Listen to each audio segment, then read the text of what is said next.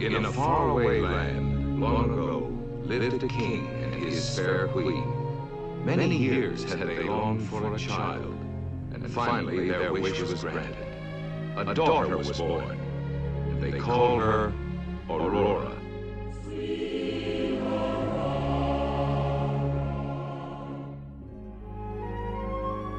Yes, they named her after the dawn, for she filled their lives with sunshine.